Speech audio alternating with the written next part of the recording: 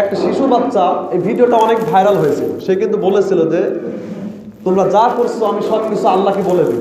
এই ভিডিও আপনারা দেখেননি, সোশ্যাল মিডিয়াতে দেখেননি ভাই, আপনারা দেখেননি, অনেকে ভিডিওগুলো দেখছেন।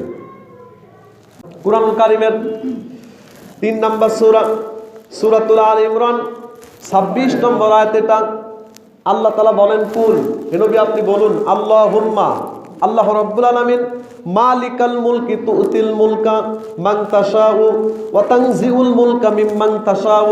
আল্লাহ তাআলা বলেন ক্ষমতা দেওয়ার মালিক আল্লাহ, আবার ছিনিয়ে নেওয়ার মালিকও আল্লাহ। কথা বলেন ঠিক কিনা? ক্ষমতা কে দেন বলেন তো ভাই? ক্ষমতা দেওয়ার মালিকও আল্লাহ, আবার ছিনিয়ে নেওয়ার মালিকও আল্লাহ। আল্লাহ রাব্বুল আলামিন বলেন, ওয়া তুইজ্জু মান তাশাউ ওয়া তুযিল্লু মান তাশাউ বিয়াদিকাল খায়র ইন্নাকা আলা কুল্লি শাইইন কাদির। নিশ্চয়ই ইজ্জত দেওয়ার মালিকও আল্লাহ, সম্মান দেওয়ার মালিকও আল্লাহ, আবার অপমানিত করার মালিকও আল্লাহ। ঠিক কি না? ক্ষমতা দিলে যে আল্লাহ সম্মান দিবে, এরকম কিন্তু কোরআনুল মাজিদের মধ্যে, কুরআনুল কারীমের মধ্যে কিন্তু আল্লাহ তাআলা বলেননি। ক্ষমতায় ছিল ফেরাউন, তাকে কি নীল নদের মধ্যে অপমানিত করা হয়নি? বলেন না কেন অপমানিত করা হয়নি?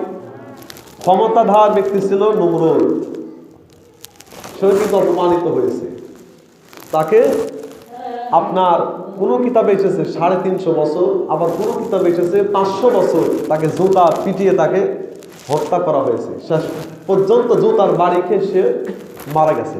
নাউজুবিল্লাহ পড়েন। এই যে কিছুদিন আগের কথা, আপনার আমেরিকার প্রেসিডেন্ট জর্জ বুশ, তাকে কিন্তু ইরাকের বাড়িতে সাধারণ সাংবাদিকদের জুতা তাকে নিক্ষেপ করা হয়েছিল। যদি সে বলছে লাগেনি, একটু দূর থেকে গেছে। ভাই, অপমান যদি কেউ বুঝার পরে যদি না বুঝার ভান করে, তাকে কি অপমান করা যায়?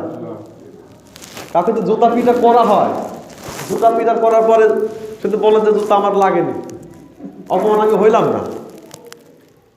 তাকে কিন্তু অপমান করা যায় না, যায়?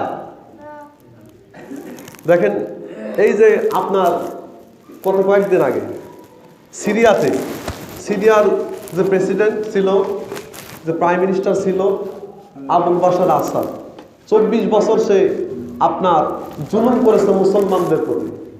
একটা শিশু বাচ্চা, এই ভিডিওটা অনেক ভাইরাল হয়েছিল। সে কিন্তু বলেছিল যে তোমরা যা করছো আমি সব কিছু আল্লাহকে বলে দিব। এই ভিডিও আপনারা দেখেননি, সোশ্যাল মিডিয়াতে দেখেননি ভাই, আপনারা দেখেননি, অনেকে ভিডিওগুলো দেখছেন। জালিম, জুলুম, এটা খুবই একটা ভয়ঙ্কর একটা শব্দ। আর কিয়ামতের দিনে এই জুলুমটা বিশাল আকারে অন্ধকার হয়ে আপনার দাঁড়াবে জালিম ব্যক্তির সামনে। জুলুম, এই জালিম, তাদেরকে আল্লাহ তাআলা অবকাশ দেন। অবকাশ দেন এই কারণে সঠিক পথে ফিরে আসার জন্য। যদি তারা তারপরে যদি জুলুম করতেই থাকে, শেষ পর্যন্ত আল্লাহ তাআলা জালিমকে অপমানিত করেন। নাউজুবিল্লাহ পড়েন।